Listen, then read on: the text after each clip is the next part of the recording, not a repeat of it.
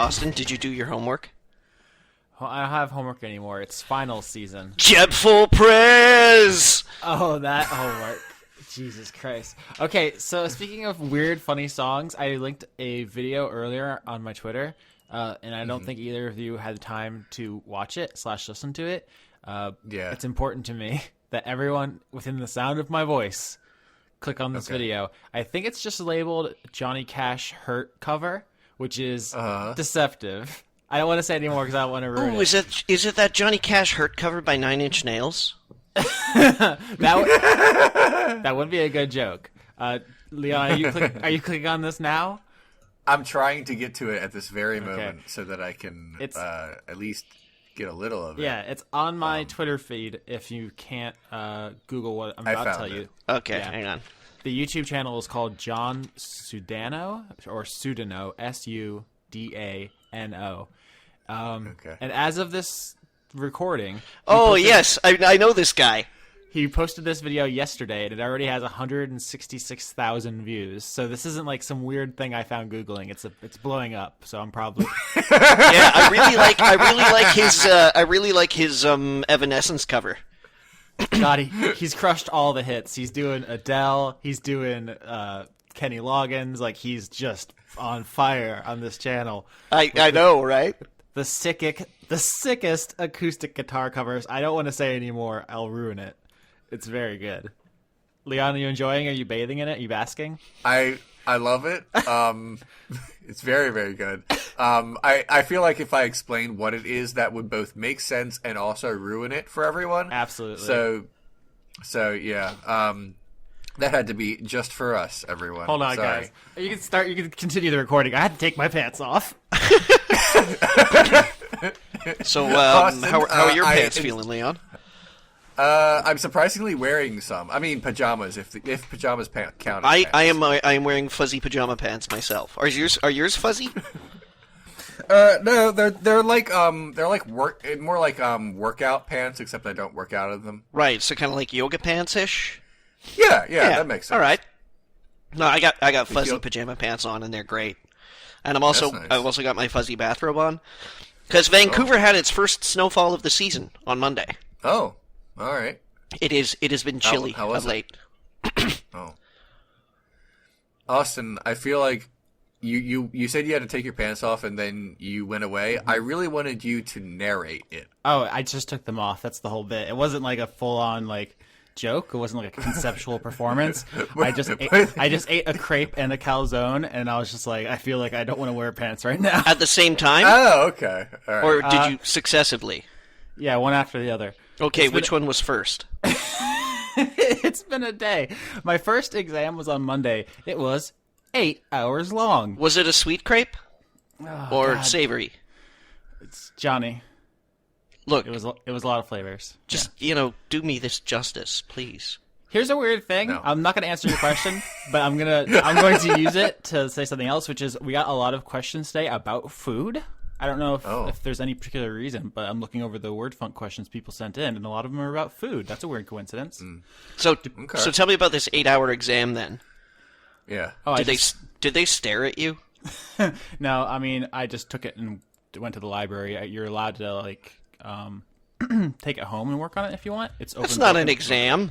It is, and here's the thing I actually think is really clever about it. And they said, when you're practicing, you have to look everything up. Before the internet, the job of being a lawyer was a professional looker-upper. Yeah. That's the whole thing. And I think my favorite encapsulation of that is the phrase, which I just learned, which is memorization is malpractice. I like that a lot. Oh, yeah? Tell that to doctors. See, I think they also probably we're going in to get the appendix. Is that it? I don't know. Do you have a picture? Anyway, so I don't really want to bitch about my school stuff. It's just a lot, and I'm very tired. But I'm going to try to do a good episode. You guys ready? How are you? Okay. How are you doing in terms of completion here? Are you I'm about to complete, Johnny. Keep going. I just mean you got one exam left. You got two. Do you have to stand in front of a guy and play a solo on a rubber chicken or something? Or I don't even know what that last one meant. I have 2 more exams. All right. Yep. Okay. All right. Neat. What'd you guys And bring? then you will be the law? Or, No. or is there several more years of being the law? That's been one semester, Leon. Oh. I feel like they should just give it to you. I agree. I mean, what the hell? You're an adult now. I mean, Basically, they should just let you law. they should. Hi there, welcome to Word Funk. Yeah, Yeah. Should I hit the recording button or? What are we doing on this episode, guys? I mean, Sorry, Johnny you go ahead, has Leon. No, you please do. We need more Johnny. I was just gonna say that I kind of amazed myself today because I'm like in my mid-30s and I think I still haven't quite figured how to put chapstick on. How did you previously put it on, and how did you put it on today? Well, no, you see, that's the thing, is that I put it on like how I always put it on, which is like you turn the little thing, and it comes out the tube, because for the purposes of the chapstick that I use the tube chapstick, because I know that they sell it in like the little containers, and you can like dip your pinky in it, and then like rub it on your lips, and you make that little kissy face. But I use the tube, so you take the lid off the tube, and then you turn the tube, and then it comes out, and then you put it on your lips. But it just seems to me that every single time I put chapstick on, I wind up with one of two things, and that is a very thin veneer of chapstick that disappears within seconds and leaves my mouth just this wisping, dry husk of sandpaper in a desert valley, or this, like, gooey maw of Vaseline.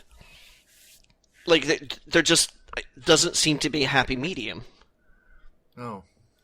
Is this a problem like alone that I bear? Is this a burden that I lift?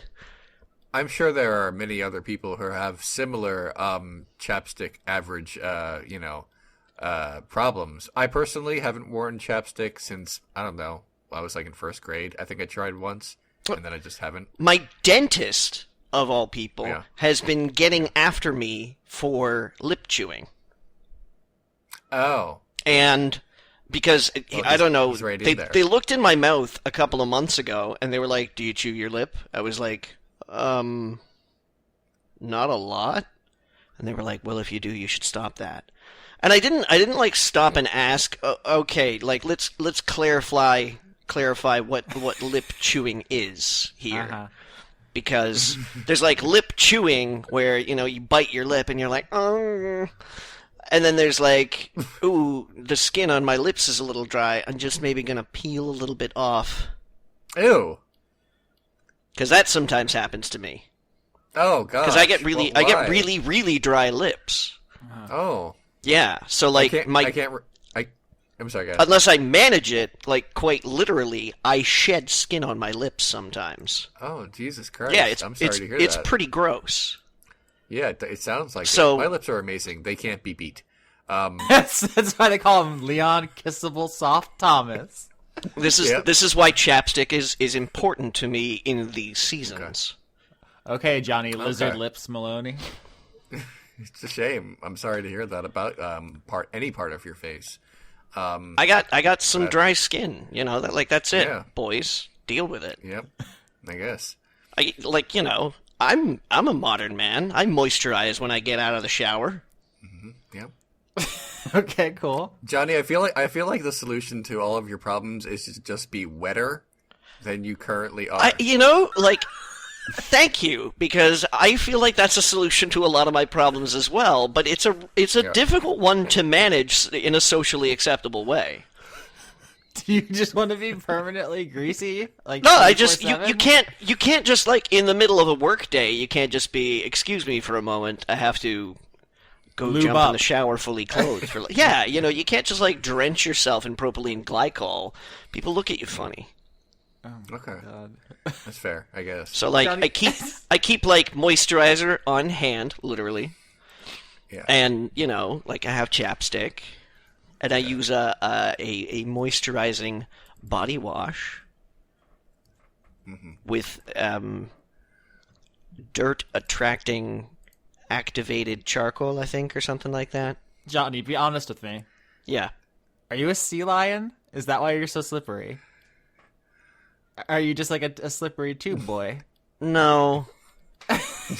I feel like my fingers would be more webby if that was the case.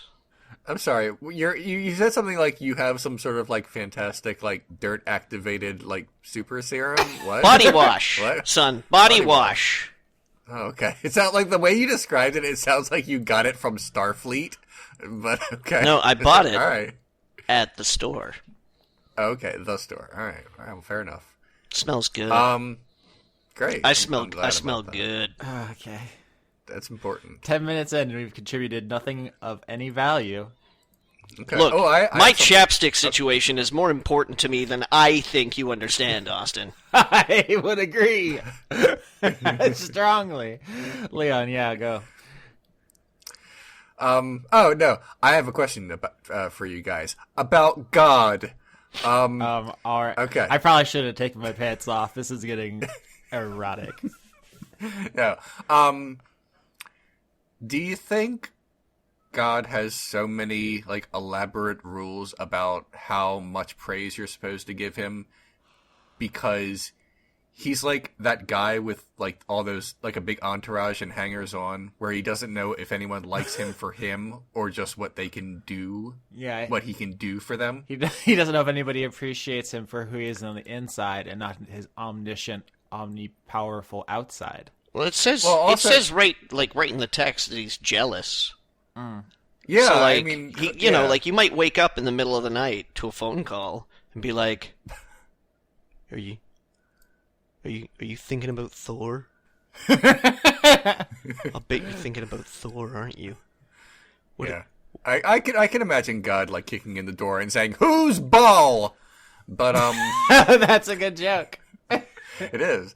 But no, I mean, it just seems like, you know, like, I mean, the you know, the real answer to this, because someone's rushing to the comments, it says God's omniscient, so he knows. But no, what I'm trying to say is that it just seems like God is one of those people who just is so powerful that he's not sure if anyone is really into what he's saying or if it's just what they can do for him. Because a lot of people, you know, believe in God because it's just convenient to do so. Because like, what? Just in case. And some people are like, yeah, I'm really into God, and that like in a very sincere way. Anyway, it's just a thought I had that I'm sure a million other people have had before, but I wanted to broach the subject and say something about ball. You always got to drop those good Semitic deity references. I'm Austin. Oh yeah, Austin, you're trained in theology. Mm-hmm. Was it ever settled that like after she gave up baby Jesus, did like Joseph ever tap that? That's what the Da Vinci Code's about. Is there's non-canonical books that say The Apocrypha? Yeah. But no, I have the Apocrypha. And what do they say? Because I've never read the Apocrypha. yes. There are you can find texts which say stuff like that, but none that the church consider legitimate. Okay, but like, what do they say exactly? Are they like, yeah, Joseph got all up on that? Yeah, basically. Okay. I'm trying to remember what it's called. I think the Gospel of Mary Magdalene maybe is one you might want to look into, but it's been a while since I've dipped into those. I'll pick up the second God is Disappointed in You book. I'll just check that out. I'm sure it's just as good. I had Nice. something to actually add to Leon's question, but now I've lost it completely. Oh, maybe it'll come back around. Maybe. That's how it happens in my brain. Okay. Someone else talk while I rack my brain. Okay. Nope, I don't have anything else. You know, that was literally the one thing I wanted to talk about. That was it? Oh, I'm playing a video game I like. Oh, that you like so far, because I know how this story No, ends. no, I'm actually quite into this one. Uh-oh. It's called Bastion. And the game consists of smashing things and then upgrading my ability to smash things, and then a narrator says, he sure did smash that thing. Who even are you? It's very good. Listen, Bastion is one of the best games ever, literally ever made. And not only that, So good. you know what's great about that soundtrack, Leon? I'm vaguely aware of that you've used it, but I don't know which track. It's the show you're on. I know that. I don't know which track that is because it doesn't sound quite like it. Yeah, it's because it's like a remix. I think you have to go a while till you get to it specifically. Yeah. Okay. The song that we use. The song that we use as the I've only smashed up a few places. The song we use as the end credits theme for Dice Funk is it's two. What's the word I'm looking for? Duet of two different characters' themes. So certain characters in Bastion have their own personal themes, and there's one song that combines two of them, and then the song in Dice Funk is a rearrangement of that song. So Zia and Wolf, I think. It's definitely Zia. Zia. It's Wolf with a Z, isn't it? I'm sorry. You can't come on here and say Zed. It's unacceptable. Z. Z, Z, Z, Z, Z, Z, Z, Z. And incidentally, the villain Power Rangers, Lord Z. No. Very good. Oh, I remember what I was going to say. Which when you said about God being jealous, and I said I was going to say it almost seems like whoever wrote those books came from a very human perspective. There's also a lot of stuff in there which seems awful petty for an almighty figure, and I remember being very young and thinking to myself, like, if I was God and I wanted to prove my existence and power, I would totally have just mentioned some shit in the Bible that would have made no sense to them, but like thousands of years later totally would have, like phones and internet and stuff, and they would have been like totally, had no reference and been confused, but we would be like, oh yeah, he totally called it. Like he got that in one. God needs to think about his long game. Yeah. I mean, once again, he's omniscient. He should know. You would think. But yeah, so that was my juvenile swipe at your question that finally came back. That's fine. You're right. It came back around. All right. The video games. Bastion is super amazing. It got a lot of critical acclaim, and it sold well. Which is why you have no right liking it, Leon. But what I was going to say is there's actually a very vocal minority of people who don't like it. Like there's a lot of people who say it's a lot is inexact, but there are people who say it's overrated and too simplistic in its combat or whatever. Is that what you like about it? Is that it doesn't really ask much of you besides smashing and listening? Oh yeah. Okay. I mean, I think I mentioned not long ago. I can't remember if I said it on the air or off, but I like games that are like Mega Man or are Mega Man. And this game is very I have to smash all these things and then move on to the next thing where I smash things. But I have to be careful about smashing things or else I will die. So I have to plan out how I'm going to smash things. Yeah, some of the best games it involves some brain power, but a lot of mashing, which I greatly appreciated. It's also just really pure in intent. I think some of my favorite, and most tightly designed games are really only about one thing. Portal is the one that always comes to mind first. It's just the one mechanic, and then they explore it until there's nothing else to say, and then it's over. Shadow of the Colossus, similarly. And I think Bastion is very much in that vein. But for some people, that's not enough. They need 100 subsystems, and they need 12 different control schemes. And I think that's what puts a lot of people off of video games, is that they're just too complex for their own good sometimes. Papers, Please, I found, was also a really good example of taking one concept and then just iterating on it. And Bastion has a kind of a spiritual successor. It's not related in plot or anything, but it has a similar art style. It has the same composers, and it has a lot of the same goals. And that's called Transistor, which was not same development studio too. Supergiant Games. Yeah, it was not as acclaimed critically or commercially, which is unfortunate. I don't think it's as good as Bastion, but I still think it's very good. I just think a lot of people didn't get it, which is, I guess, kind of a hipster thing to say. But they're making a new game called Pyre, which is a single-player sports game, but with the same weird aesthetics and world building and stuff. So I'm interested to see how that turns out. I think that's going to sell even worse than Transistor, unfortunately, because I don't think the people who play Supergiant games like sports all that much. I'm looking at Pyre right now. It says it's a party-based RPG. Yeah. Where's the sport part? That's what if we're looking at the same game, let me also Google it. The game is about this fantasy post-apocalyptic sport, and you play it as an RPG. Oh, okay, I get it. That's neat. Yeah, you can tell and you can tell if it's a Supergiant game because you Google Pyre, and the first image is this electric colored cat people, or I didn't even know what this figure is. It's very distinct. In Transistor, do I get to smash a lot of things? Yeah, you get to smash robots. You have a talking sword. You're like an opera lady. I'm looking at these Pyre characters. Is that a dog or a cat? And that's it's like a horn man. Pyre's wild, guys. Okay. Well, I'm pretty sure I know what I'm going to play next, and possibly after that now. I did play one game that I did not like. Not that it was a bad game. It just it didn't appeal to Leon. And that is a game called... oh, God, what the hell was it called? Oh, no, I forgot what it's called because I uninstalled it, and it's not in front of my face. Describe it to me. It's Sad The Sims. Sad The Sims. What? Oh, This War of Mine. Oh. That's... I mean, okay. I see how you got That's, that. I guess, one way to describe it. It's it's a kind of a simulation management game from the perspective of people caught in a war zone. I own it, but I actually haven't played it. Yeah, civilians caught in a war zone. Yeah. Too sad, too difficult, too what? Not difficult. It's The Sims. I have to make sure that they're hungry and have supplies. You don't want to make sure they're hungry. That's the opposite. No, I want to make sure they're not hungry and that they have supplies. Yeah. No, it's I need to do this to make them this, and I need to do that to make them that, and I don't need to do this to make them the other thing. And that's how the game worked. It was it was not engaging enough, I guess. That's fine. I don't want to play a game where one of the main things I have to do is sleep.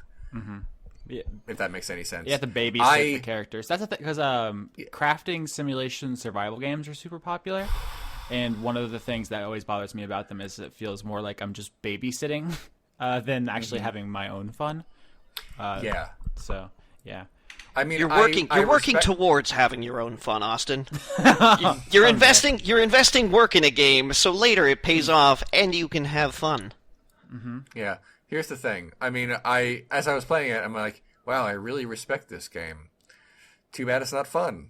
And that's kind of how I felt about it. Yeah. I don't want to say too many bad things about it because clearly there are very sincere intentions in the creation of this game.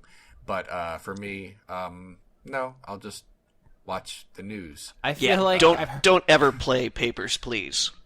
I feel like I heard this entire conversation recently about the game That Dragon Cancer, which was a game, Johnny, you probably know about this, about a person who... Yeah, I backed it on Kickstarter. Their real life child died of cancer, and they made a video game about it. And the consensus I heard from pretty much everyone was like, I really respect this. I'm glad it exists and that it was made. It's powerful and important, and it's not fun, and I didn't enjoy my time with it because it was... it's not something that lends itself well to video games, and it's also a total bummer. And I think video games should have a space for that, but you have to just accept it's a niche space. That's fair.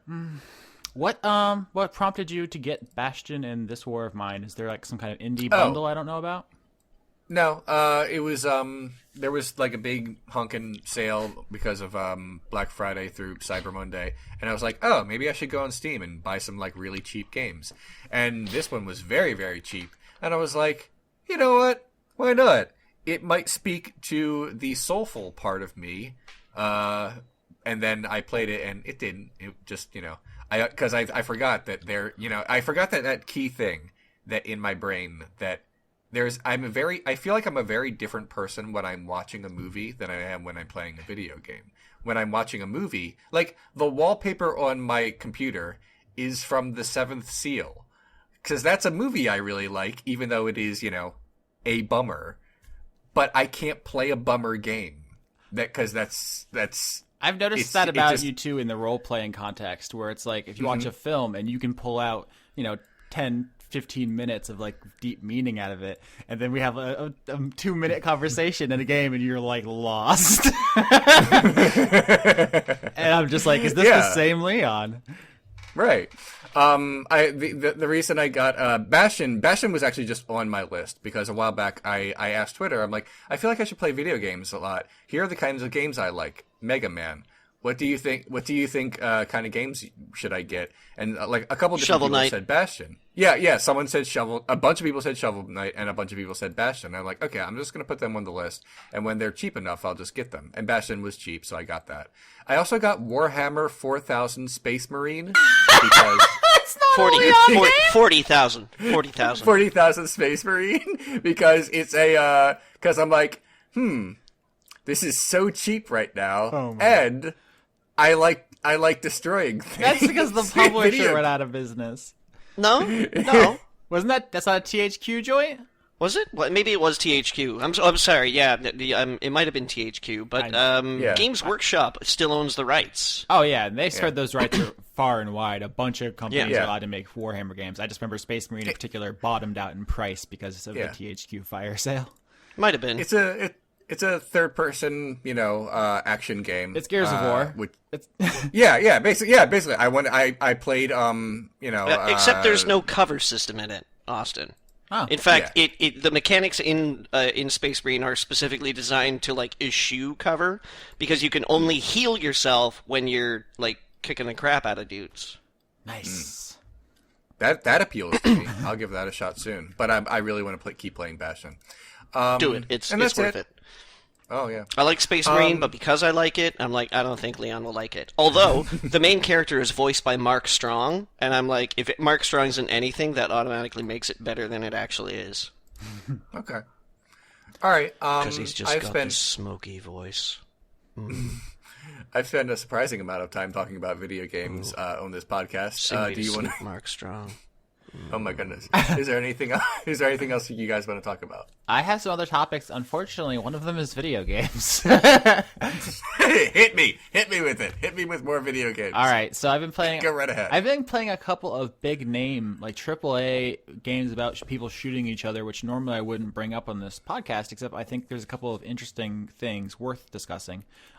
Just offhand, I just want to mention that I haven't actually bought any of these games. This is 100% me mooching off my roommates.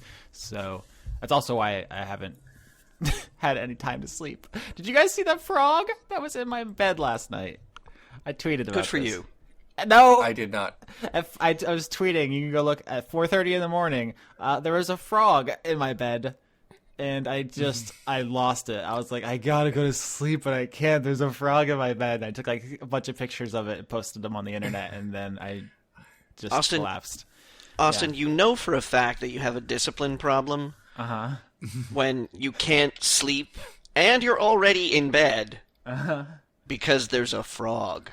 I didn't want to look. He didn't bother anyone. I didn't want to like blow his spot up. He was just chilling. He was being real cool, but also it was freaking me out. Like I can't sleep knowing there's also a frog in my bed. He was a good boy. Anyway, video games. Yeah, sure. So how's Final Fantasy 15? Oh man, I wish I had played that. I don't think it's going to be a great game, but it does look super interesting. I want to see a documentary on it more than I want to play it, actually. Okay, so what did you play then? A couple of shooty man games: Battlefield 1, Watch Dogs 2, and I've been sidling up in and around that there Hitman. Oh, I hear very good things about the Hitman. I think all three of those games I just named are actually surprisingly super good. And this was a different kind of podcast. I go into like the mechanics and the structure and stuff. We don't have time for that. I don't think Leon's interested. So here's what I want to say. I think Battlefield 1 and Hitman make a strong case for diversifying the kind of games that come out of big publishers. I think for a long time, the EAs and the Activisions and the Ubisofts of the world just make the one kind of game. The 10-hour... This is what video games are, 3-act structure. And there's nothing wrong with that. I don't think that should go away. But Hitman is this episodic thing where they release one map, one really work-intensive map. They spent a lot of time on it. And it's only a single level, and you could just run through it in 20 minutes, I guess. You could probably speed run it even faster if you know where to go. And I was skeptical it would work. But they put so much work into all these individual levels that I think it makes a really powerful case for releasing games like this. And I know I've said the opposite before because big publishers always mess up the episodic formula. But I think Hitman's like the first time a big company's got it right. And with Battlefield 1, if you ever played a Battlefield game before. They're usually the big, stupid America saves the universe, torture the terrorists for good and justice games. They're like really creepy and bad usually. But this is set in World War I, which gives it kind of an air of dignity about it. But more importantly, it's really a collection of short stories.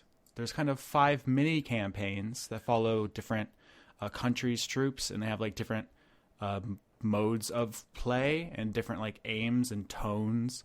So like there's a British tank battalion, and you're following all these people in this cramped space, and they have like their own storylines, and that goes on for like an hour, and then it ends. And then it's like Australian horse riders for a while, and then Italian armored guy. Like it just kind of is a really unique to the medium, at least. Obviously short story collections have existed for a long time, but to video games, and especially on this large of a budget, I found it really refreshing. And I think both of these things should be something that at least major publishers explore more thoroughly going forward, because the cost of making video games is getting outrageous, and you can't just keep making Grand Theft Autos and Destinies so these guys are gonna go out of business like this. You can't, like, they all have to be hits or everyone loses their jobs. Yeah, I mean, like I still remember the Tomb Raider reboot. That by the time I think they announced figures for like sales, they said that it was like it sold like 6 million or something, 6.5 million, and then they were like, yeah, that didn't work out. Yeah, and I think that was just physical, right? So that I don't even know if that accounted for digital sales. That's a phenomenal amount of sales for a video game. But it's also the big 10 to 12 hour blockbuster, 3-act structure, traditional video game-ass video game. And I think if they would have done that with Hitman, like they did with the last one, Absolution, it would have been fine. Absolution's a fine video game. I liked it. But the new one brings something new to the table. It makes everything feel like it has real human hands on it. It's not like the Ubisoft assembly line. You know? I'm gonna jump in here and jump on me. Well, I'm gonna jump in here on Hitman specifically because this Hitman, from everything that I've seen about it, is actually more a return to form than it is a brand new formula. Because I agree with you, like, Absolution was a really great game, but instead of being a Hitman game, it was almost like it was a really great Splinter Cell game. Yeah, that's exactly what you're saying. Yeah, but because, like, Hitman Blood Money was a playground. Like, it was a handmade playground, where it was like, there were so many ways in, there were so many ways to get your job done. It just, like, it was everything that you would kind of want. Because previous to that, the Hitman games were kind of like, we're going to pretend to give you an open space to play with. But if you don't do it this one way, everything's going to go bad for you. Blood Money could be made today with today's budgets, with today's quality of assets at that scale, and be made all at once and sold all at once and just be successful. Yeah, this is the thing, is that I do agree with you in that point. I think people would probably find that a little risky to do. It's hard to jump in at that $60 price point for a lot of people these days, I feel. Yeah. And if you piece it out and people get invested in it and they're just like, wow, you know, a lot of love went into this level, and I appreciate that. Now I want to get invested. Yeah. But I mean, again, you know, like, I can count the companies who do episodic releases on one hand. Well. And they're like Telltale. And some people would dispute that. I love Telltale, but I feel like there's kind of a Telltale backdraft recently. I mean, at this point in time, you know, almost everything that they're doing is kind of the same. Yeah. And I'm just like, okay, whatever, you know, maybe you're getting sick of Telltale games. That doesn't mean that what they do, they don't do it well. Agreed. You know, they release their games on schedule. They're predictable by now, absolutely, but that doesn't mean that, like, you know... It's like Marvel. You know what you're getting. What you're getting is fine. Although, they're teaming up with Marvel, so two great tastes, maybe. Yeah, absolutely. That's going to be a steamy French kiss in the dark made in heaven. Oh, dear. Yeah, and I don't want to linger too much on video games. I know Leon is gouging his eyes out somewhere. Yeah, that's cool. I'm just looking at my Tumblr while you guys are talking. I bet. The other game I played real quick, Watch Dogs 2. The first Watch Dog was a dreary slog that tried to be cool and ended up lame. Watch Dogs 2... Yeah, but Austin... Yeah. They killed my family. Watch Dogs 2 is corny as fuck. It's lame as hell, and that makes it awesome. It like knows what it is, and it just does that thing, and it's way more charming because of it. I haven't gotten super far. The only notable thing to bring up is the premise is kind of weird because it's like big business is stealing all of our data. So let's get regular people to download our app so we can hijack their computing power and then use it against the man. It's very hypocritical. Maybe that goes somewhere. And also, there's one of the main supporting cast characters is autistic, which I've never seen in a big budget video game before. And the only thing they've done with it so far is like talk about how basically big data kind of made that character unemployable because anytime he sends an application anywhere, the company will just search him and find that. Yeah, and it kind of Minority Reports everybody or something, doesn't it? Yeah, and so I thought that's really interesting. I'm curious if they take any big chances with that material because that would be kind of brave for a company the size of Ubisoft to take a stand against people being dickbags. So Watch Dogs 2, I'm on board. They got me. Gonna play that game. Done with video games. Backing up, Liam. I'm just going to warn you guys in advance. Next week or the week after may see the return of Johnny's VR corner. What do you got lined up? My touch controllers are in the post. Oh, so you're gonna touch stuff, huh? I'm going to touch so many things. The only other thing I thought to talk about this week, I was like video games. I have, I guess, law and D&D stuff maybe. But have you guys heard the new Donald Glover, I guess, Childish Gambino album? Everybody keeps asking me that question, and I have not yet. No. Yeah? Leon? I don't listen to music. Ever. What Okay. does that mean? That's fair. Why do people keep asking? Do you hang out with a lot of Childish Gambino fans, or is it just something in the zeitgeist right now? It's Johnny? just it's in the music zeitgeist right now. Okay. Everybody's Yeah. like, Johnny, you like music? Have you heard the new Childish Gambino? And I'm like, no. All right, so elevator pitch. There's this guy. Everyone knows him as the guy from Community. He's funny. He's also Or the guy from Atlanta. Yeah. Not the city, although I think he is from the city. Yeah, but he is. he's like the TV show named after the city So because he's it famous- takes place in the city. He's famous for being an actor, but he also has a recording artist career as Childish Gambino. He's a rapper, but his new album is not rap. It's not at all rap. There's zero rapping on it. It's like progressive funk.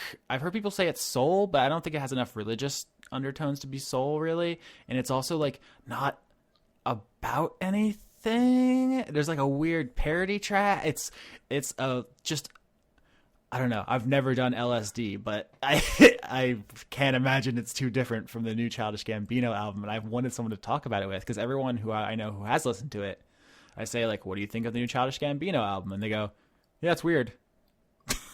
And that's like no one's been able to articulate like any meaningful dialogue I've seen on it. And I just want somebody to like have this conversation with because this is a millionaire, like multi-talented, like really in the public eye dude, and he just released the weirdest album of the year.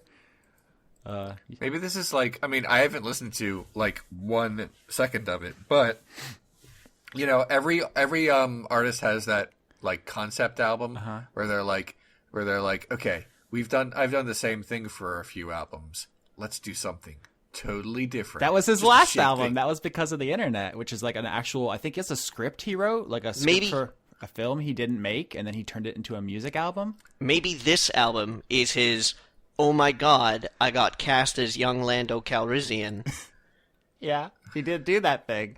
the universe is sideways album. I don't know. He strikes me as someone who has so much talent and so many interests that he wants to do everything, and like that is so cool.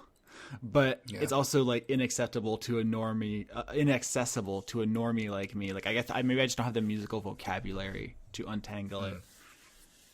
Oh man, it's a whole thing, guys. Yeah. So that's what I wanted to say on that. I got to start bringing stuff you guys are interested in. What do I like? That's a good question. Hey, Leon, you see any good movies? Yeah, probably. Hold on. Let me check my thing because I document every movie that I ever see. I bet. I ate some lasagna without any pasta in it, How does that happen? I mean, how does that work? mysteriously. Cool. One of my roommates found out Johnny does kung fu, and he went on like an hour-long tirade. He was like, "Ain't no grown man need to know kung fu unless the Mongolians are attacking." And he's like, "Let me go on Google Maps. Let's see. Are the Mongolians on the move? No, doesn't look like it." And he just like zoomed down into Mongolia until he just found like a random forest. And he was like, "Looks all clear. Why are you learning kung fu?"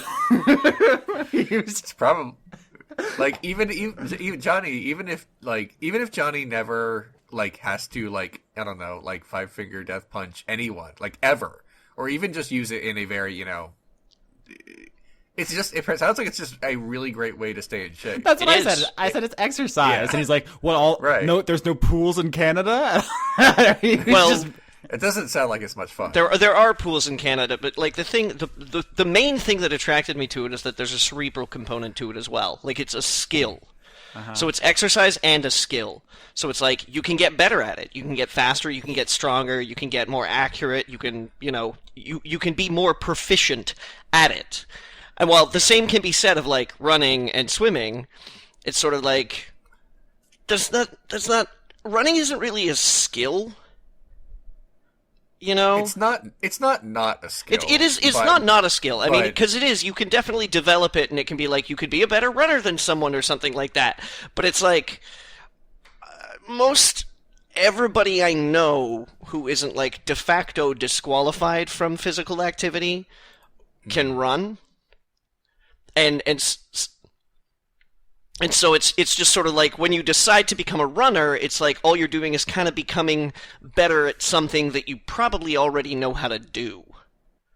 Whereas when I, like kung fu and like, I guess even, sports to some degree, if you pick up a hobby to become your means of getting fit, then that becomes like, you can be a better athlete. You can be like valuable to your soccer team or valuable to your football team or really great at water polo, Sure. So like I needed that because it wasn't enough for me to go to the gym or go for a run or because it just didn't occupy me. It didn't capture my imagination. I didn't feel psyched about going to exercise because it was like, well, gotta go stand in the same place and run a little bit faster than I did yesterday.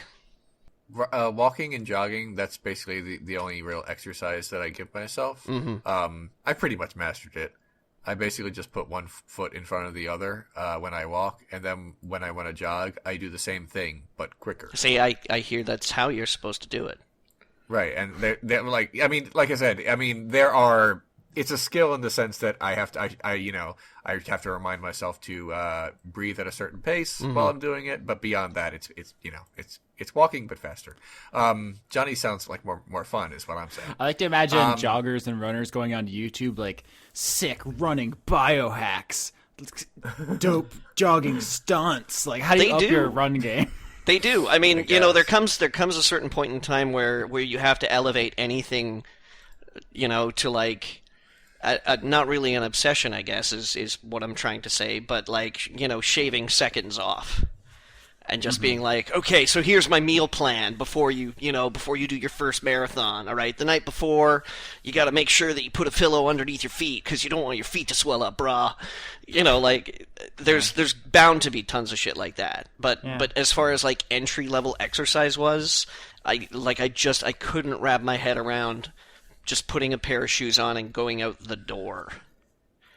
That is also often cold or unbearably hot, whereas like I get to go to a place that is climate controlled, and then I get a full body workout too. You're moving your arms, you're moving your legs. It's very good for your core. I find it intellectually stimulating. I feel like it's kind of ridiculous that I need to defend the concept of why martial arts is good for you. But here I go. I never questioned it. I just thought it was something that would be funny to let you know that my roommate was trolling you from 1,000 miles away. And not even like in my social feed or anything like that, but by proxy through a friend. Yeah. I can go back to it. Like, so someone, Austin, you said, "Have you seen any good movies lately?" Yes. Hang on. Before you continue here, Leon, I just got one question. This Austin, personally. was he going through you because he didn't want to step to me because I know kung fu? No, I think it really his roundabout way of trolling me, because I had to sit there and take it for an hour and try to argue. No, it's exercise. And well, next time you tell him I don't have to put up with this shit. I got a friend who knows kung fu. Okay, I will. All right, sorry, Leon. Please tell us about the motion pictures. Past few days I watched 2 really good movies. Not the one I just did an episode on, but I'll just talk about 2 other movies since they're not going to be episodes. One is Hell or High Water. Oh, I've heard good things about that. Yeah, Jeff Bridges and Chris Pine and a bunch of other people are in it, and it is very good. It's people say it's kind of Coen Brothers. It's almost but not quite No Country for Old Men. Except I feel more sympathy for some of the characters. It's No Country for Old Men. That we're kind of like, it's a great film, but we're sort of watching things from the outside, where we're not really sure who is the character we're supposed to root for. I guess is what I'm trying to say here, which is fine because it doesn't work that way in that movie. That's what you get for basing a movie on a Cormac McCarthy novel. Is that literally everyone is just life is pain and suffering and struggle, and then you die. Yeah. I mean, there are characters. None of the characters in the film are angels. But some are more sympathetic than others, I guess is what I'm trying to say. In Hell or High Water, that is. It's real good. I don't want to give away too much, but it's basically about 2 guys, and for reasons they decide to rob banks, and some people are on their trail, and it is just very, very good and very, very entertaining. I hope it gets sort of award season buzz, but I also feel like it didn't make it big enough of a splash besides with critics to maybe to warrant that, but we'll see. I also watched a South Korean horror film called Train to Busan, and it is great. There are zombies and they're on a train, and it sounds like it would be this really dumb premise, but no, it's just handled very well. I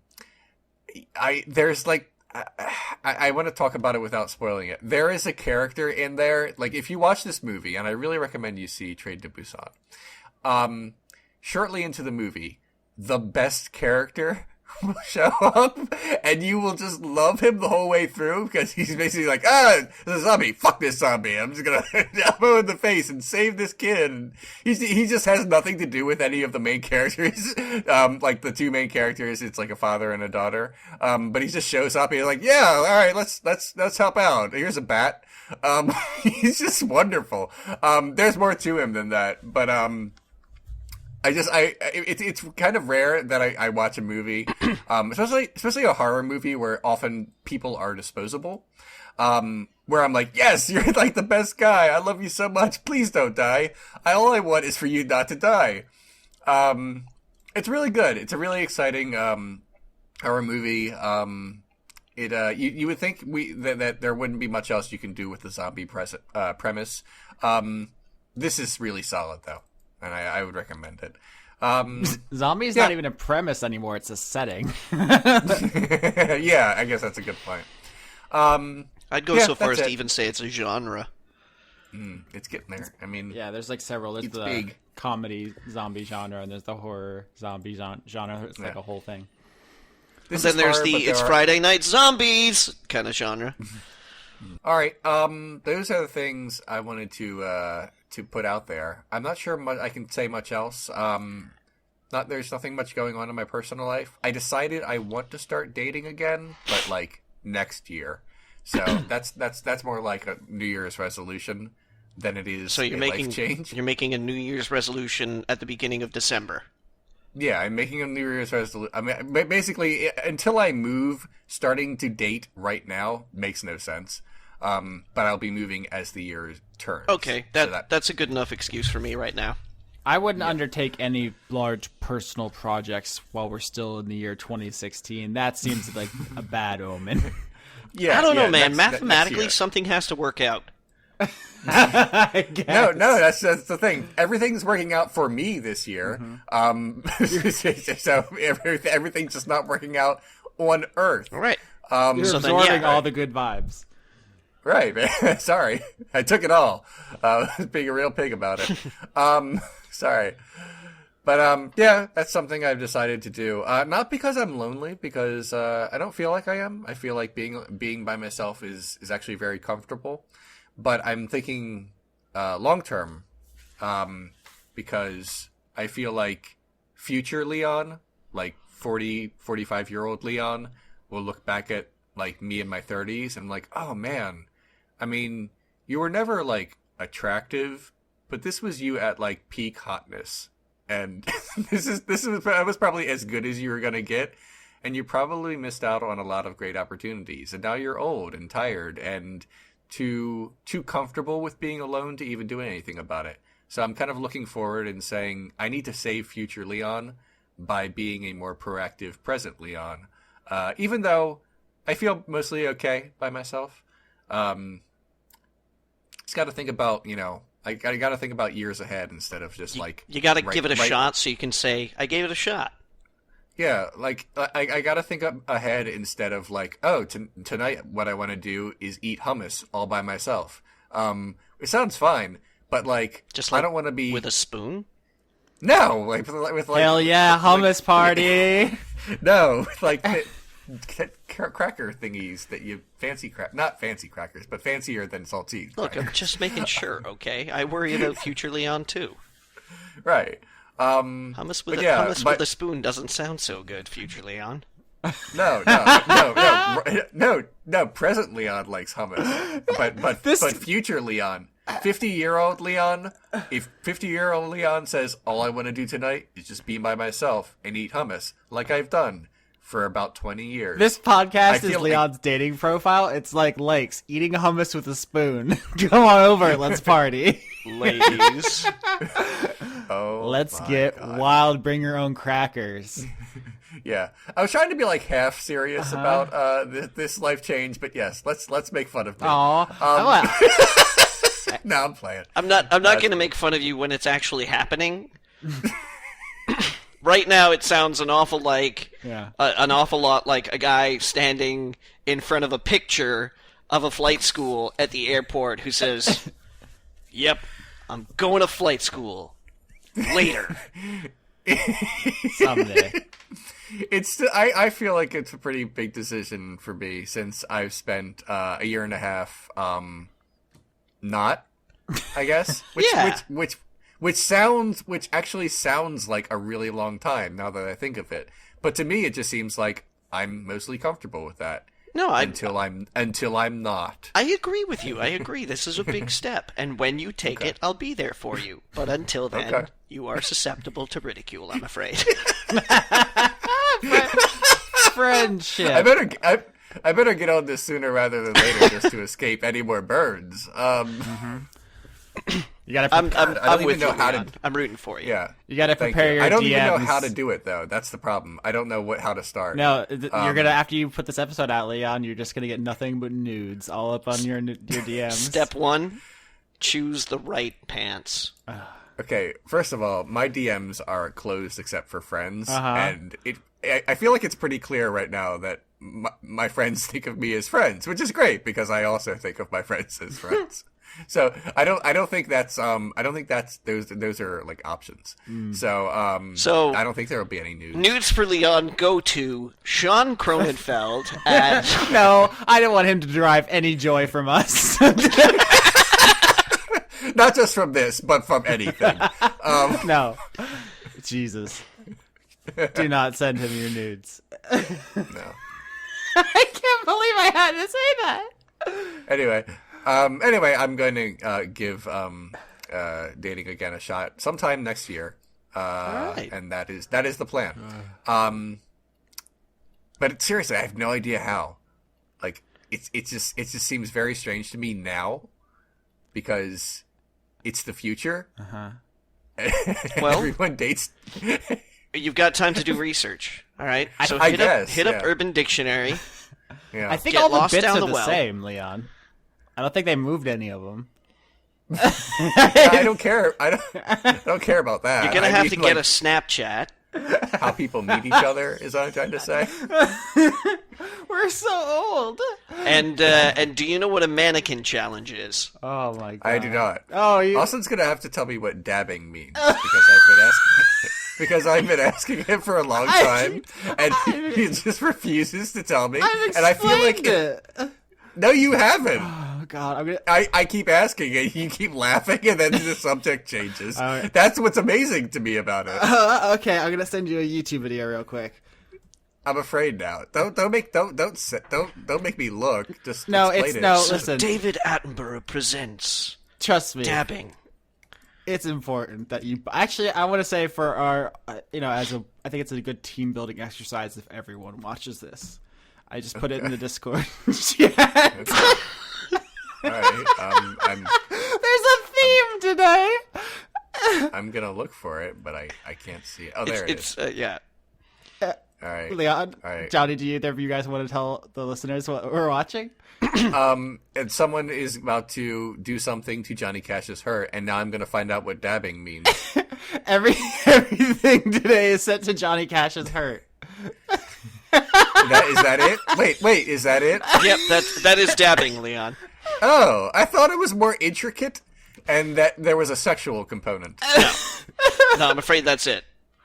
Oh, it's dancing, but in an what? Oh, fake out. Oh man, this has been the most fun I've had recording this in months. I'm just trolling you guys today with videos. Okay, I'm done now. I can't watch this whole video. I'm quite done. I need to know. I think it's good to have young friends, is what I'm trying to say. I learn a lot from just the way you and Lauren talk to each other. I'm like, oh, is that a word? All right, neat. That's a bit of a weird outlier because Lauren and I speak in our own stupid baby language because we've known each other for like 20 million years. Yes, but I cross-reference it with Tumblr, and I'm like, oh, okay, so that actually is a thing? Yeah, some of it's mutated from Tumblr. Some of it's just garbage. Bad garbage. Okay. Well, I'll try to filter it out with like a cheesecloth. Okay. God. Please watch all the videos we talk about today. There was... Oh, God. The first one was... What was that guy's name again? I have to pull this up. They're both Johnny Cash's hurt related. The second one we just watched is literally called Me Dabbing to Johnny Cash's Hurt. So you can just look that one up. And the other one is... What's the guy's name? Anybody? Huh? I love you. No, sorry, I lost you for a second there. What'd you say? Where'd I go? I'm trying to remember the name of the guy who did that video I sent you earlier. Oh.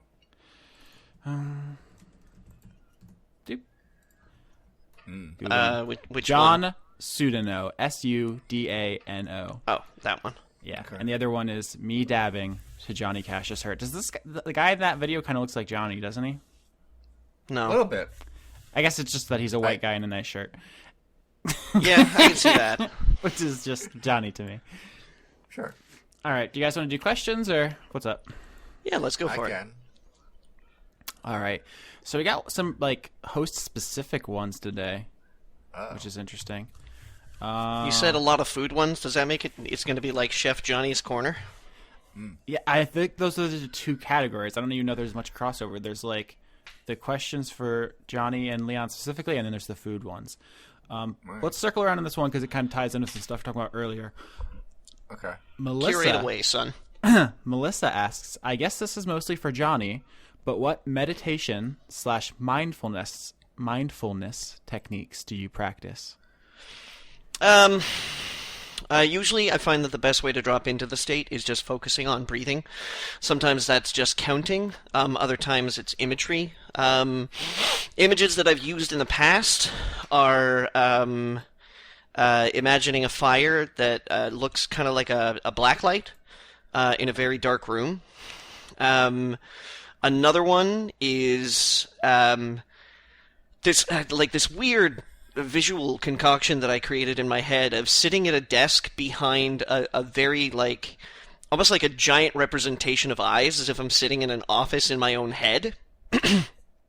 And then watching all these papers come flying through the eyes that normally my brain is supposed to deal with. I'm supposed to be grabbing these papers and sorting them and filing them and figuring out what to do, but that they just drop in a hole right in front of the desk. The other one is sitting in a lawn chair in front of an incredibly large fire. It's mostly in a ornate fireplace, but occasionally sometimes in front of a giant forest. That usually drops me in. The counting drops me in, and then kind of focus on the imagery. When things pop into my mind, it's important to acknowledge them, and then just kind of let them go on their way. Because part of the concept of mindfulness is not to try and forcibly wrestle your mind and body into this empty state, but to acknowledge that difficulties are going to come your way, that stimulus is going to come your way, and you kind of just you just have to let it happen to you without dwelling on it. That's part of the anxiety management of mindfulness exercises that happens, is that you're supposed to acknowledge the fact that you feel anxious about something, but then realize that it's kind of okay that you feel anxious about this thing. And once you acknowledge that it makes you feel anxious, you can kind of get on with it. It's the obsessing that becomes really difficult, the dwelling on it.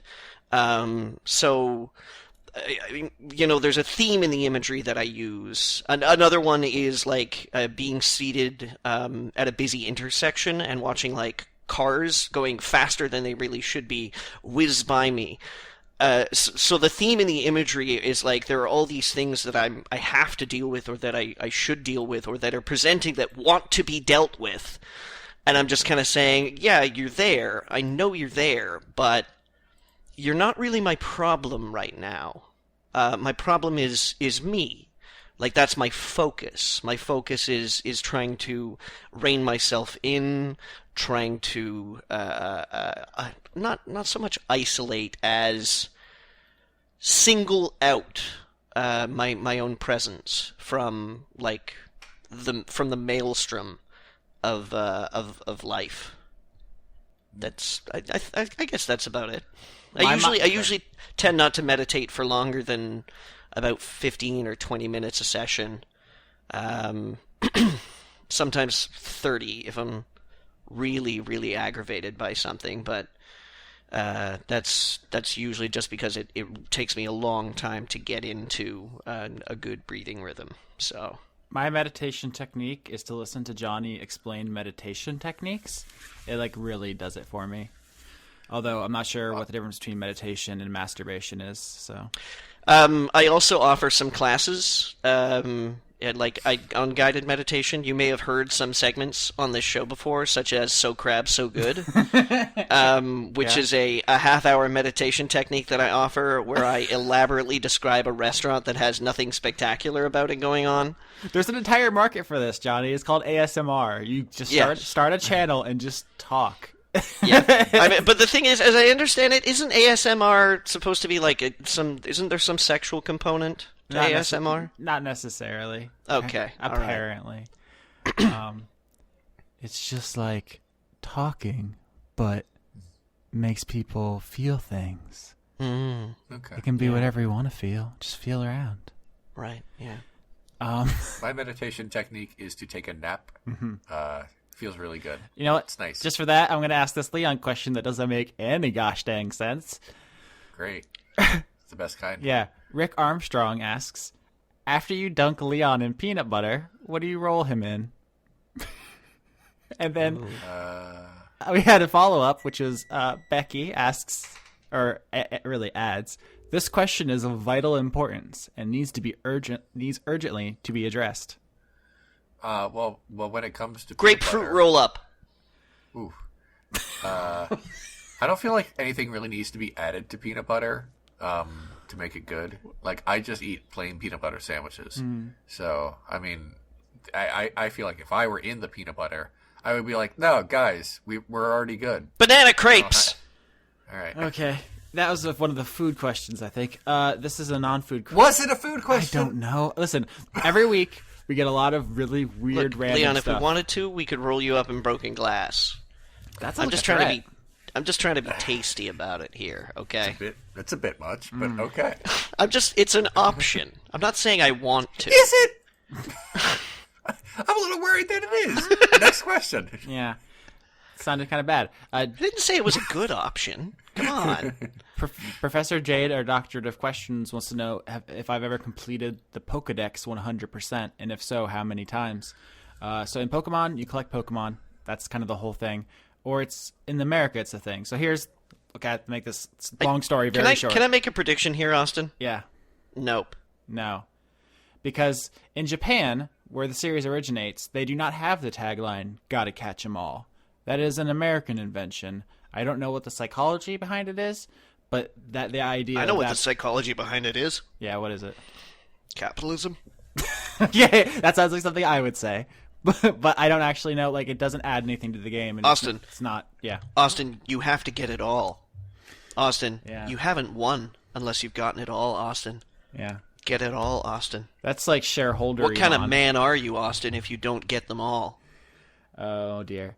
But the answer is no, because it doesn't add anything that's not satisfying, and it's not even feasible anymore. There are like 800 of those gosh dang guys. It's not actually the point of the game. It's just a tagline. I was just going to say that I feel like you have more to do with your life. Yeah, especially now.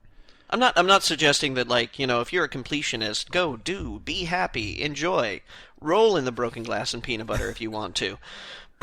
But it's not even yeah. like a platinum trophy where I'll just throw my brain against this for 20 hours and I'll get it done. Like you have to like go to events. There's some Pokemon that are exclusive to Pokemon centers in Japan or whatever. Sometimes they give them out in QR codes on holiday. You know what I'm saying? Like, it's just not a thing you can even do if you just buy the games. Like, there's other things you have to buy other games from like previous generations. It's like a whole production that's not right. It's just not feasible or worth it. So no, don't do that. Just pick the cutest ones, and then there's a petting mini game, and you just get their bellies and feed them little cupcakes. And then train them to be killing machines. Yeah, don't make this weird. Idiots. Damn. The Jurgenda asks, are you guys jealous of cats' ability to get high on catnip? No, weed exists. There's weed. Yeah, he's right. We got it too. We got human nip.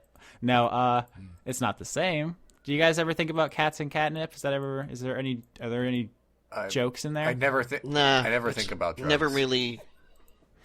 I mean, I like a glass of wine probably more than the next guy, and that works for me. So, and if not, any of you guys ever huff contact cement? Pretty crazy. Oh my goodness. I shouldn't admit any drug stuff. I actually just got cleared by the Florida bar, the people who decide who gets to be a lawyer. I passed the background check or whatever, so now I'm allowed to talk in court.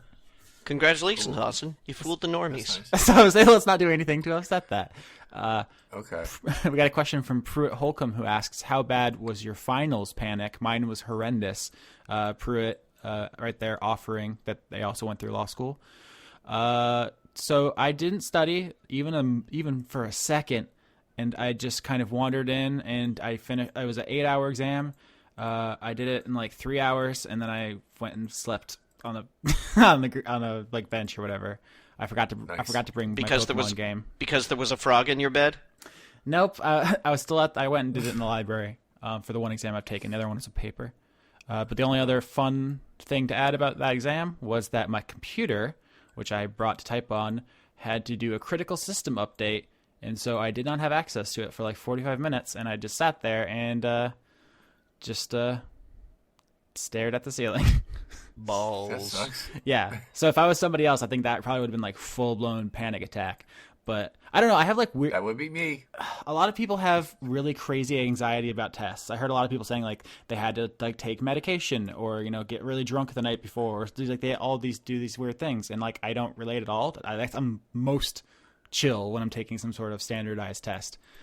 But I also have like crazy bad dealing with people anxiety, so I don't know. Swings and roundabouts. I'm kind of like that as well. Like, the closer I get to the crux of the disaster, like, the better I feel. Just take the wheel. Like, what's the worst that can happen now? We're in it. No, I get to a certain point in time where I'm like, well, one way or another, it's all going to be over in 6 hours. Yeah, either I know it or I don't. And I don't know. It's the whole point of tests, I feel, is to test if you know it. So if I don't know it, I don't deserve a good grade. Like, that's a calming thought to me. Oh. I don't know.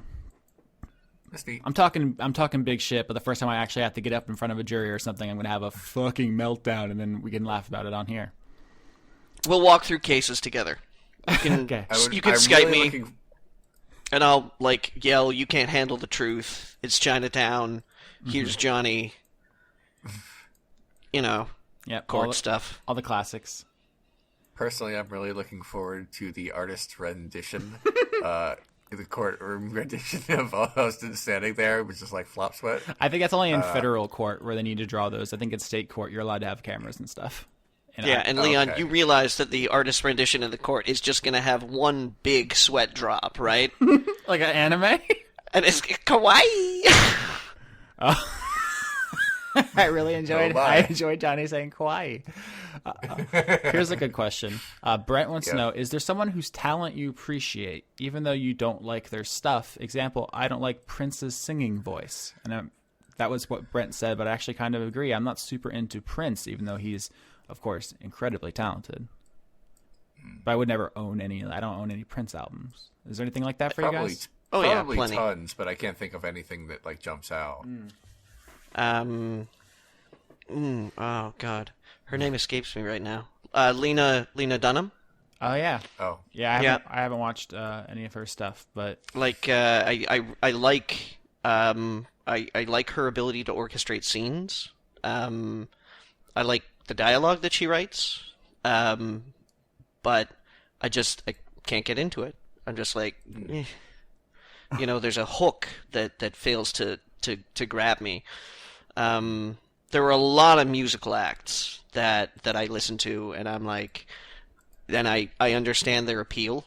A lot of the big I guess emo kind of thing that happened around the turn of the century. My Morning Jacket. M. Ward. I like one song by them. That's the only music Leon listens to. He's like, Death Cab for Cutie, that's my jam. No, Death Cab I kind of got behind just because Ben Gibbard, I think, writes appreciable stories in his songs. I like one song by them. There's a narrative that I can follow in Death Cab for Cutie that I kind of get along with. But yeah, I've been thinking about Bon Iver a lot recently in that context because when I click on like the internet radio, which like makes playlists based on what you put in, so if I listen to like Modest Mouse or The National or Beirut or Fleet Foxes, whatever, they always have Bon Iver mixed in because apparently he's similar to all those other bands I like. Yeah, but I don't actually like any of his songs. And so I constantly find myself just yelling, like, get fucked, Bon Iver, every time he comes up on shuffle. I really liked his first album, and then I bought his second album, and I was like, wow. Ooh. Yeah. Ooh. It's not like I hate him. He's just not doing anything aggressively wrong. I'm sure he's perfectly nice and talented. It's just like, it doesn't do anything for me. Metric isn't you guys wouldn't know Metric though, because Metric I think is a Canadian institution. It's the local underground indie scene.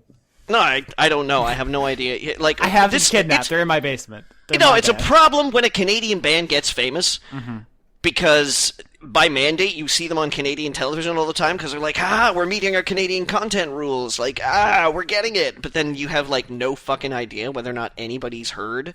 Like the Tragically Hip. This is this huge Canadian band, enormous, right? I hear you guys just call them the Hip. Yeah, the Hip, like that's it. But then south of the border, not a chance. Nah, nobody. I literally couldn't name one song. Yeah, so it's this weird kind of somebody might break through in like a very particular way. And it's just sometimes difficult until they hit that point in time where you're like, oh shit, the Arcade Fire at the Grammys. Yeah. That's the way it is. So yeah, Feist. Yeah. Yeah, Feist is another one. I got her big album, Let It Die, I think it was called, or something like that, with that Also the song. new game by Studis51, Let It Die. With that song that they used on the iPod commercial, Mushaboom. I believe you.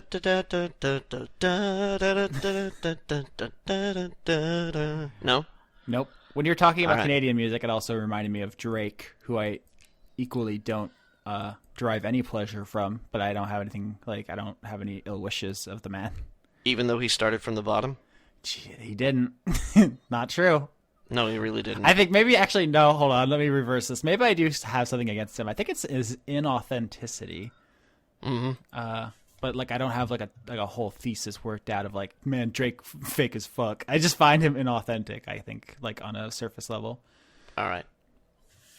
Leon, it doesn't have to be music. I know. I just You done? for some reason sometimes I just draw blanks and then later I think of the thing. Yeah, there's a word for that. I'm sure. It's French, and I'm probably gonna mangle it. It translates to like the spirit of the staircase. L'esprit d'escalier. There you go. That's Okay. the word for when Yeah. you can't think of it, and then as soon as you walk away, it pops into your head. Yeah, like a couple weeks ago, it was either last week or a couple weeks ago, someone said, "Are there any like movie quotes that like resonate with you and that you like that you think about and that like help guide your life?" And I was like, it's weird because movies are kind of my thing and I can't think of anything. But then like shortly after the podcast, I'm like, oh, Sam's speech from The Two Towers. That's like a very, very important speech to me. And they're like, damn, I should have said that, but I didn't. So and now I in can't... 5 minutes, Leon's going to be like, man, Chaucer's whack as fuck. Yeah, but I can't think of anything at this moment. I'll come back to this in 2 weeks. I mean, sorry. There's a lot of literature I think that could fall into this that they make you read in school that I think is kind of actually whack. Like Catcher in the Rye, I don't think is all that great. I liked it, but I was in middle school when I read it, and I feel like that was just the right time for me to say, this is good. Yeah. But I haven't read it since. And if I read it like recently, I would probably be like, I don't know. Here's a question knows? I don't know if we have time to get super deep on, but I kind of want to bring it up just to see if you guys have any thoughts. Becky asks, can you guys comment on the whole Rimworld controversy? And if you don't know what that means, there's a video game called Rimworld. Are you guys aware of it? Yeah, I know all about this. All right, so it's this kind of like a space colony simulation thing. It's like The Sims, but there's all these different like factors that can happen, like genetics of the people in your civilization. And long story short, it's programmed in such a way that all the women are bisexual, but all the men are only either gay or straight. And the creator said that's because all the women in his life he knows are bi, and all the men are, like, even if they say they're bi, they're actually gay or something. No, like what he actually said was, every bi man I've ever met always turns out gay.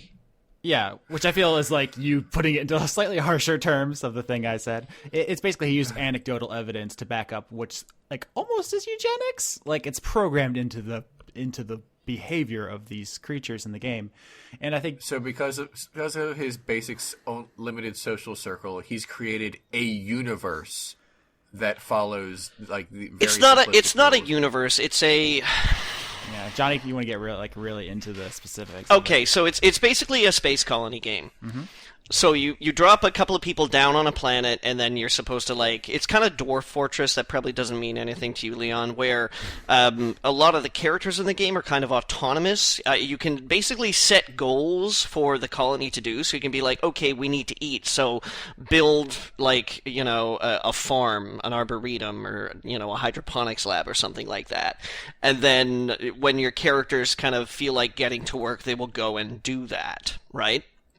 But a lot of the time, the characters largely behave autonomously. They want to get their needs filled. And different characters will have different needs, so you'll get characters that are alcoholics and will, like, drink tons.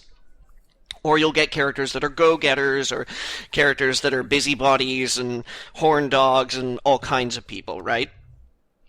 So what he's done is basically assign...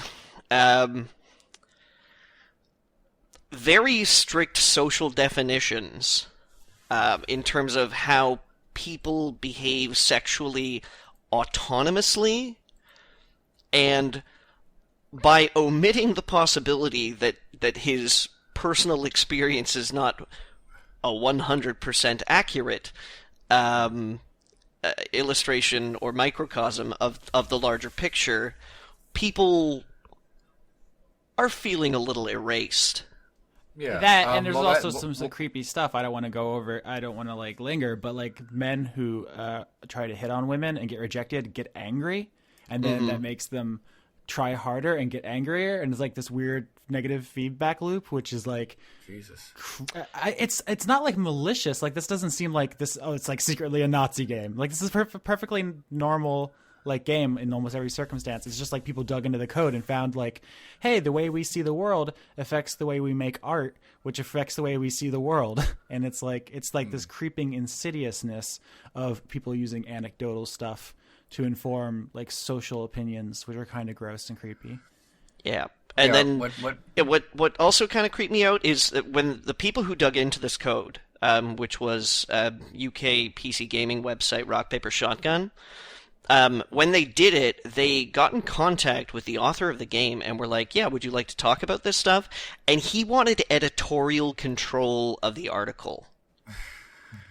And they said, no, like, we can't have that. We can't have the author of a game having editorial control of an article about the game. That is like a total violation of weirdly enough, ethics in journalism.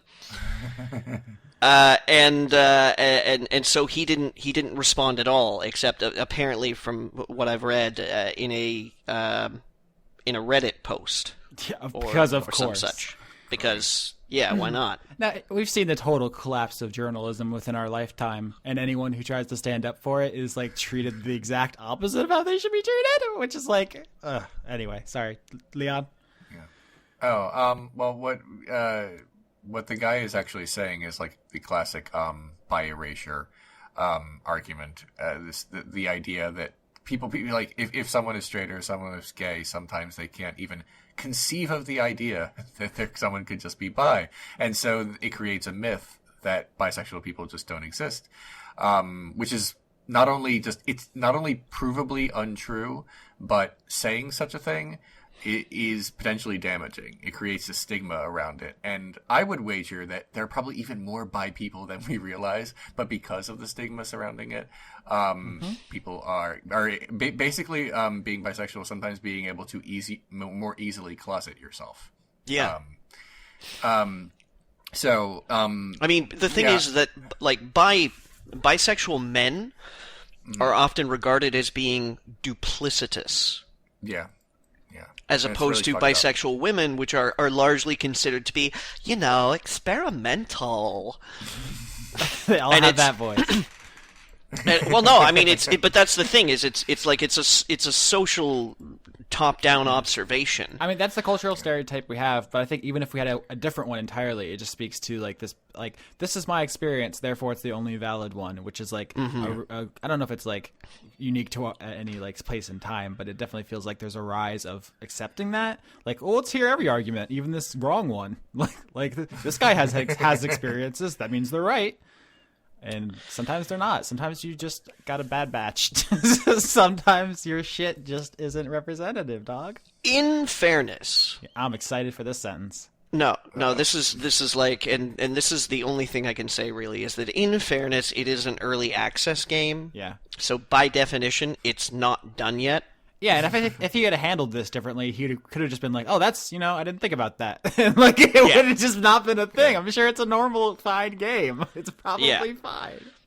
So I mean, and I can't say anything to his personal motivations or anything like that. It's, but I mean, obviously, the way he handled the situation was not good. Very 2016. Yeah. We have time for one more question. You guys want it? Sure. Yeah, I want it so bad. All right. Silent Wind of Doom asks the eternal question that has been debated through the ages: pancakes or waffles? Are they both fresh made? Let's assume they can be whatever you want them to be. Okay, all right. Because if they're both fresh made, waffles. I feel like functionally speaking, waffles are better, if only because they're created in such a way to contain things. Yeah. The syrup. You're not gonna. There's less cleanup. That's what I'm trying to say. As with pancakes. The utilitarian. But here's the thing. I just put food into my mouth. That's sort of the way I am. I have. Wait, was it a pancake? You traitor! It doesn't matter. That's what I'm trying to say. Like if someone says, "Hey, I made pancakes," I'm like, "Cool." And if someone said, "Hey, I make waffles," I will have the exact same reaction without really I mean, I'm sitting here like thinking about it like from a scientific standpoint and like trying to answer this question and give it the full attention that it deserves for our audience. But like, I don't have. It all just becomes fuel for you to use to hate Zack Snyder once it gets in there. I have you know, finger quotes here, sophisticated tastes in like a couple things in my life, but food is just stuff that I put into my body. You know what I just did right before I got here? I bought 2 packs of hot dogs, 8 each, for $2, and I was really happy about that. I love hot because dogs. I know that this will fuel me in a very inexpensive way for quite a while. I had 4 hot wings for breakfast this morning. Nice. It was They're probably good. the best decision I made all day. Nice. Well, there you go. Yeah, so, like, I mean, if someone offers me, like, a very, very fancy meal, I'm like, that is cool, but it doesn't mean that much to me, is what I'm trying to say. Anyway, back to the question. I guess waffles, but I guess I eat pancakes more. Just because, like, waffles... Well, do you have a waffle iron? No, I don't have a waffle iron. Like, I could create pancakes more easily because I just have a pan. But I will, I will buy like frozen waffles if they're on sale. I know, but that's why the question. I'm like, are they both fresh? Because making pancakes from scratch, not that hard, right?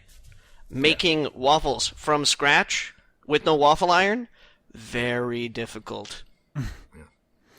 But popping a frozen waffle in the toaster and making a fresh pancake, not the same thing. I gave this a lot of thought. Just not. Yeah. Well, you see, Austin, I've had the opportunity of engaging both freshly made pancakes and freshly made waffles at the same time. And I gotta tell you, Yeah. there's a clear winner. Waffles. Yeah. I mean, they're both just kind of transport mechanisms for toppings, bananas, syrup. Both of you guys, you poor bastards. Honest to God. Yeah, I know, Johnny, you appreciate the finer things in life, but I actually picked this question. This was a Trojan horse. I just wanted to tell It's not even the finer things in life. Yeah. It's just food, man. I just wanted to tell the waffle story. Have I ever told the waffle story? I'm just trying to enjoy something that I have to do every day to keep on living. That's what I'm trying to do. I'm trying to make it a pleasant experience instead of just being time for nutrient supplement AC 120. I'm like, food means so little to me that the idea of just sitting there and eating is just abhorrent to me. I have to be doing something else. Because you're wasting productive time. Leon, what do you put on your hot dogs? Mustard. Not like bad mustard. Well, not like yellow mustard, but a pretty good mustard. Okay, so you take a little bit of pride. You're like, this is good mustard. I like this mustard. This mustard is going on my hot dog. In the sense that it costs maybe 29 cents more than the bad mustard. I'll be willing to go that far for my mustard. Okay, so there you go. So there's some joy in this mustard. It's like it's not only the transference of nutrients from hot dog to Leon, which I think should be the name of the episode, From Hot Dog to Leon. You know, the more I think about it, the more I think I just should have got the cheaper mustard. You were really decadent getting that nice fancy mustard. One of these days, you guys, you'll discover it. Okay. You'll discover the love of food, and you'll be like, my God, Johnny, why didn't we listen to you earlier? Maybe not at the same time. Maybe one of you will die first. I don't know. I love food. I'm just poor and fat. It's a bad combination, Johnny. Okay. All right. Well, like, Austin, what do you do with ramen? Because I know you're poor. You must eat ramen. I do too. Occasionally, I just make it the way it says to on the package. So I want to be that's clear. it? Yeah. So you don't put any green onions in there? Costs money. Fried egg? Costs money. I want to be clear about something. I'm not poor. I just prefer to use my money towards more productive things. I'm very poor. I'm not like rolling in it. I have a very, very small business. I'm just saying that I could afford the better mustard. But now I'm Okay. second-guessing Perhaps myself. maybe I'm being privileged. Then I'll shut my mouth. Okay. No, you're okay. You're fine. All right, Austin. You said this was a Trojan horse to talk about something else. The waffle story. Tell me the waffle story. Do it. Okay. So I'm surprised I never talked about this before because the story isn't funny. In and of itself, like the elevator pitch premise is kind of funny, and it's the time a waffle made me cry. How good was it, or how bad was it? It was neither of those things, and that's why it's not actually that funny of a story. It's just that when I was Did it whisper a touching truth to you? Was it like, you will never love again like you did that summer? No, this was back when I was shittier, a badder person, and had less control of my emotions and how I treated people. So was it like, sweet quads, bro? No. What it was I was dating someone, and I was also working. I think I had to write a paper or something. I was like very busy, and they were like, do you need anything? Do you want anything? And I was like, no, I have to work on this. Please leave me alone. And they were like, well, I'm just going to go get you a waffle. And I was like, no, don't give me a waffle. I don't have time to eat. I have to work on this. And then they left, and I was working, and they came back with a fucking waffle. And I was like, I said no. And why would you not listen to, like, why are you like this? And I had a meltdown, and it ended up with me crying because I was so upset with what I was taking as disrespect for not listening to me, and also myself not being able to control how I felt about it. But I just had a meltdown about someone bringing me a waffle in a really nice, sweet gesture. It was the nicest thing someone could do is go make you a waffle and bring it to you. And I was like, this will not stand! Not while I live. Oh. And so that's the story of how a waffle made me cry. Austin? Well, sometimes when someone offers you something that you could obviously use and you say no, they think you might really want it, and then they just push a little. When I lived in Korea, they told me there is apparently a word for that, and I will never remember it. There's yeah, I know the Japanese tradition that you're supposed to turn everything down 3 times and then accept it. Yeah. They say it was the same thing in Korea. They told me that. For example, this came up because I was on the bus and there was an old lady, and I said, I couldn't speak it. I couldn't speak the language, but I kind of indicated that, you can have my seat. And she sort of shook her head and put her hand out, and I said, oh, okay. And then I sit back down. Because in America, that's how that interaction typically works. For some reason that came up in conversation, and the Korean teacher who could speak English, and she always helped me out, she was like, well, why didn't you keep going? I was like, because she said no. And it's like, oh, and then we had a long talk about the cultural differences.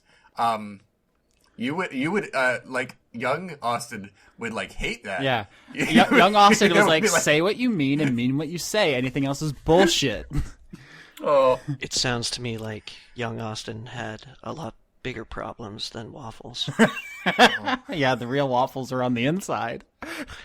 What? I'm glad you made this breakthrough today, because there are a lot of great titles. The sweet syrupy goodness of empathy will now coat us all and make us better people for the future. God, I'm hungry now. Yeah. All right. Man, wouldn't you like some waffles? I would. Bring me a waffle. Too bad. Apparently nobody here likes food. Johnny, I ate so much food I had to take my pants off at the beginning. My curse is I love food too much, so I pushed it away. You had a crepe. And Johnny, what was it? Was it big or something? Listen, there's no more crepes left. Tomorrow you're gonna see a headline: all crepes eaten. No more crepes. Deal with it. Oh, there's gonna be more crepes, son.